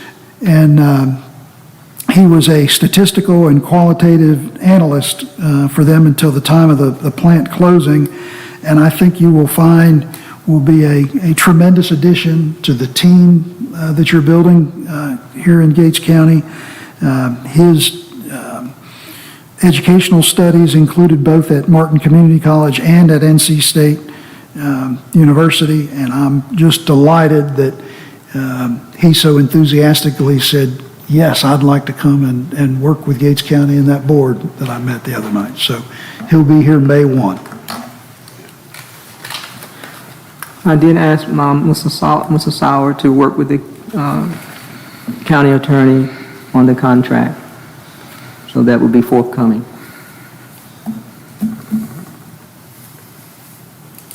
Was the county manager involved in? That's all I have. Oh, okay. Commissioners' updates, reports on their standing committees as well, and please take 2 minutes, 3 minutes, not 5. Can you set the clock for us? No. We don't need to know it all right now. I just want, it's been a quarter. We've been here together for 4 months now, since December, and this is April. You will have a quarterly report every quarter. So let's see what you've been up to, Commissioner Roundtree. Yes, I would like to announce my endorsement and recommendation for the Gates County Economic Development Commission candidates. First, Ms. Kristen Black from the Gates District. Her background is in veteran emergency technician, and she's a retired hospital director. Mr. Robert L. Harrell Jr. from the Ewell District.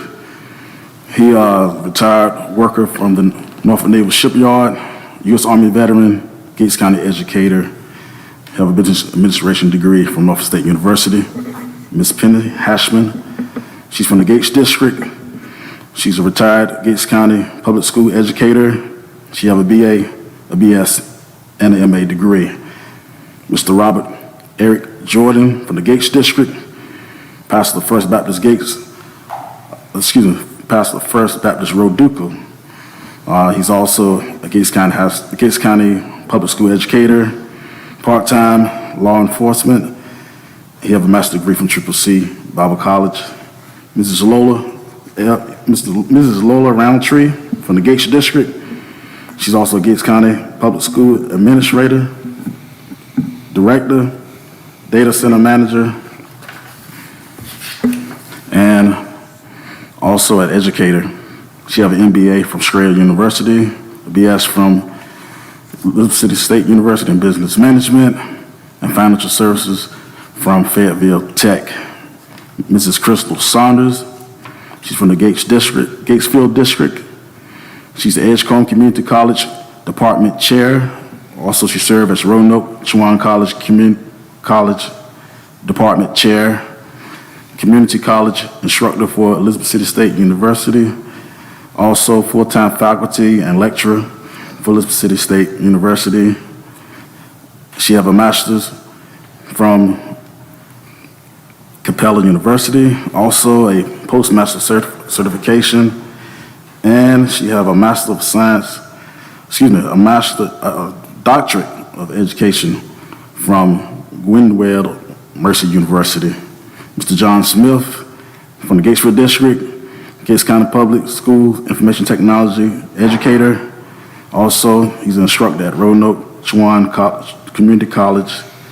He have a Bachelor of Science in Computer Engineering from North Carolina State University and an MSTS from East Carolina University. And last but not least, Mr. Walter Stevenson from the Sunbury District, certified land and topography surveyor for Virginia, Maryland, and North Carolina.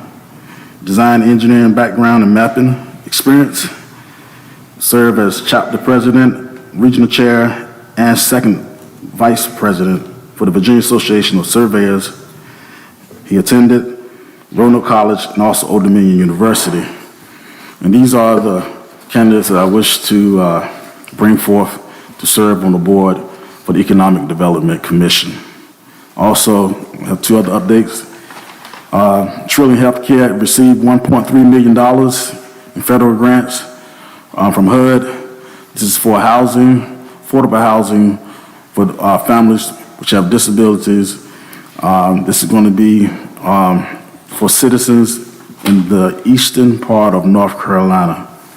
And last, for update, I want to thank Mrs. Gloria Wilson Ballard for informing me about the traffic incident rate at Gates Roads, at the intersection of Gates School Road and Water Plant Road. Mr. Davidson, North Carolina Department of Transportation Division Traffic Engineer, is implementing the plan. They have reviewed that intersection, and they are looking at a plan to have a four-way stop sign for that intersection, and also signs indicating the stop sign ahead. Any questions for Commissioner Roundtree? The names you read, I know we asked for application. Did they apply? Yes. They applied. Oh, I'm looking at the clerk. Okay. All right. Any questions, comments, objections? All right. Moving right along. Commissioner Crowder, my partner in crime. All right, thanks everybody for coming out tonight. Survey engagement for Summit on the 27th of this month at the library. Please attend or go online and do the QR code and survey.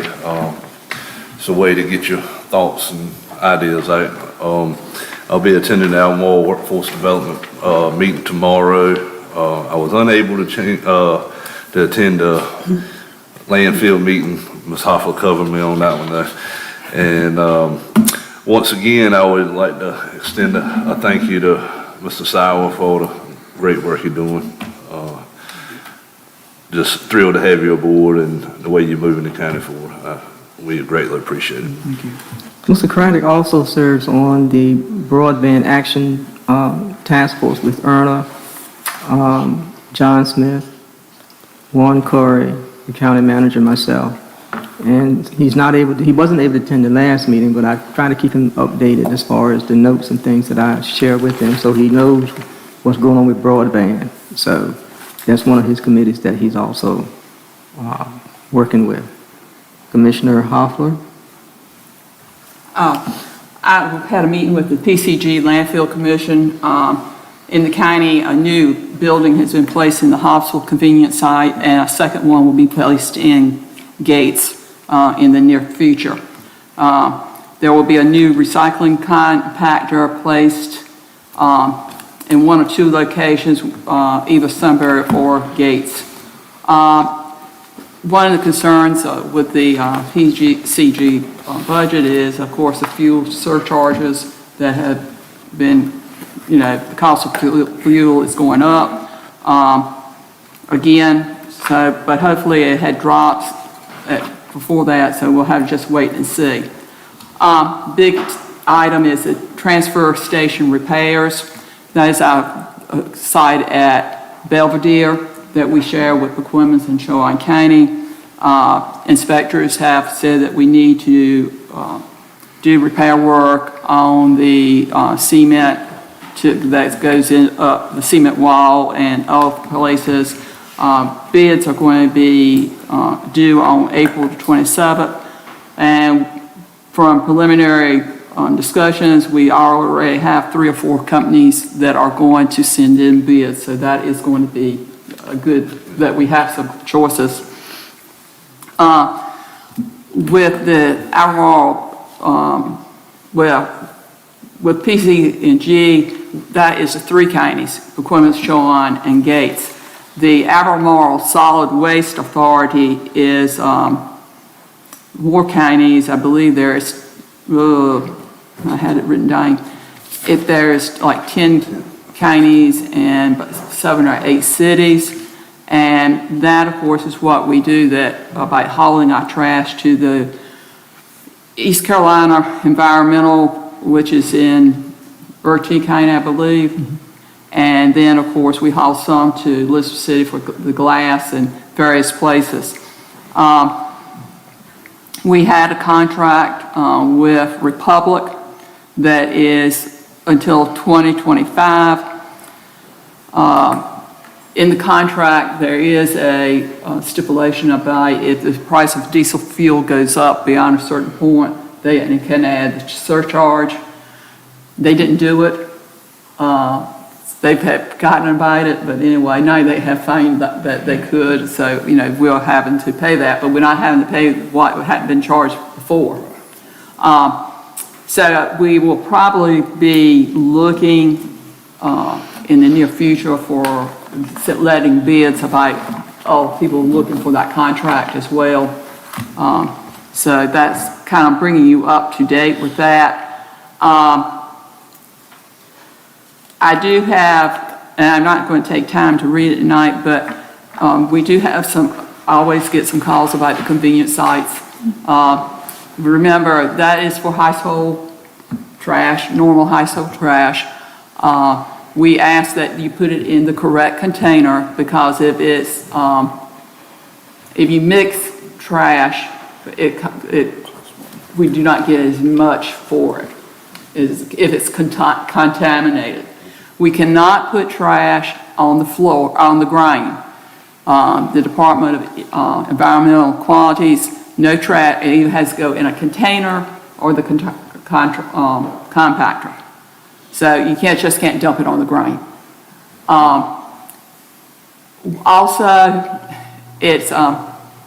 we have things, there is a rule, about if someone comes up with a truck, let's say right many bags of trash, okay, they're allowed to dump it. But if they show up again on a second trip on the same day, there is a rule that says that, it's one trip per day for overly large amount. And most of the time it's not a problem, but it is a problem when on Monday afternoons a lot of times, because, Tuesday we're closed, and the compactors are getting full, they have to regulate that more strictly, because they have to think about how many people they're serving and how much room they have. And I know that can be very frustrating on everybody's part, but that's just the way it is. The rules are there, and I think most of the attendants are willing to work with you, but make sure you treat them with respect as well. They're trying to do their job, and it does and follow the rules. On the compactors, if you've got cardboard boxes, what does it say? Break them down.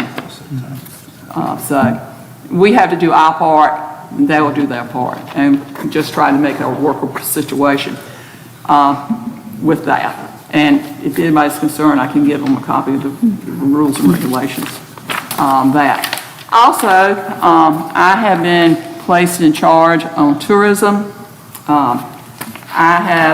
The group has come up with a mission statement, an action plan, our members. We do meet here at Courthouse monthly. We've already met. We started in, Crystal, didn't we start in January? February. We've already had 3 meetings. Who's on your committee? Okay, who's on our committee? Susan Ward, Adrian Bradley, Miranda Lane, Steve Rogers, Crystal Saunders, Helen Ewer, and Sarah Richardson. We got people from the chamber, people from the farms, people from in the Airbnbs and those areas, the mill pond to begin with. And we meet the second Monday of the month at 1 p.m. here. We are one of the 19 counties that the state appropriated money for last year. North Carolina Rural Tourism Recovery Program. Chanel Nestor has been here in our March meeting, and she's going to be back in May. And she's helping us get our stuff in line about what they're going to do to help publicize what we have here in the county. And I think tonight, when we see what the chamber has done with the number of businesses and all, that this is an area where we can develop. Just one statistic that I came with that Chanel sent us.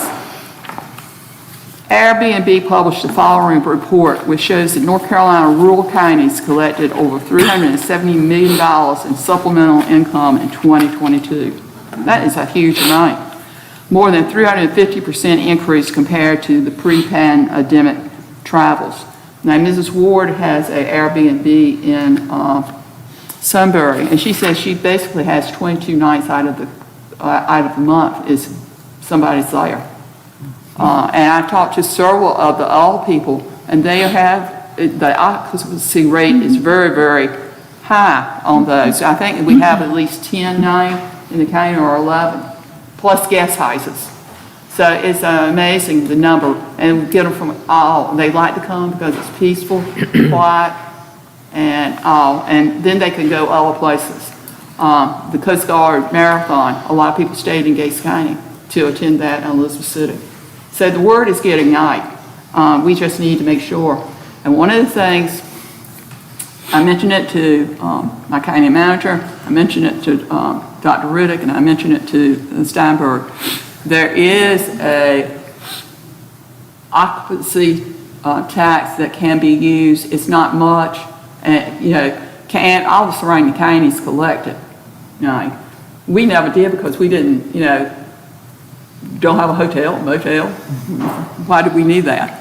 But we do have these things, and Camden doesn't have a hotel or motel, but they're collecting. And I talked to Sarah Hill, lives here in Gates County, and she said, it brings in enough so that we can help a little bit with advertising and a little bit with this and that. So that's something we might need to look at down the road. There is anybody interested in learning more about Airbnbs, there is a virtual academy on May 9th, 2023 from 6 to 7:30. They will tell you can register, and I can give you the web or that site, or I can get Joe Leafley to put it on our website.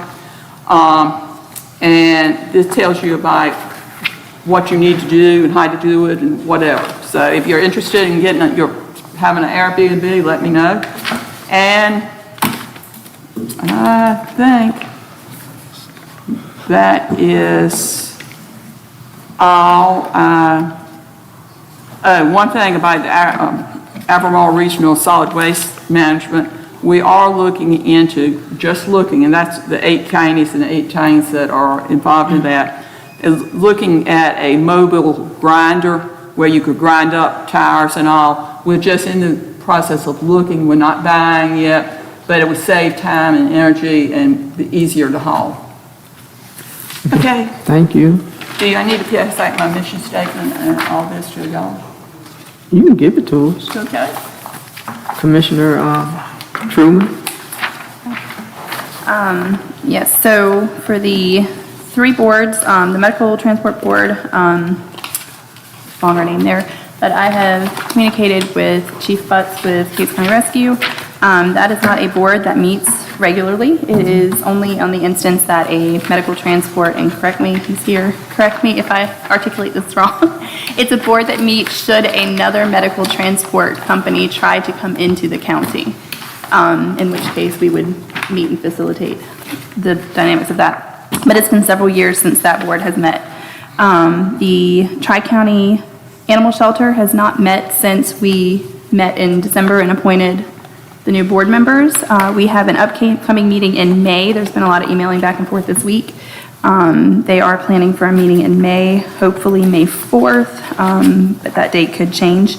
And then as far as the opioid board, I have been attending a lot of webinars and learning the processes of that, communicating with some others in other counties that are starting ground up, because the entire state is starting ground up with that. Trying to get things in place. I'm hopeful, and it seems like that kind of is where a lot of places are on par with. Probably in the summer is going to be more of a launch of the actual meeting with that board and founding members and that type of thing, because it is so foundational at this point. Lots of regulations on how the funds can be spent. So there's lots of training happening now on what those different things are and what they mean. So I have, the last one I participated in was March 27th. The next one we have coming up is April 24th. And again, I'm having some conversation with other areas, as was recommended from the county manager for one, reaching out to other counties and seeing what their processes are, so we don't have to reinvent the wheel if it's already there.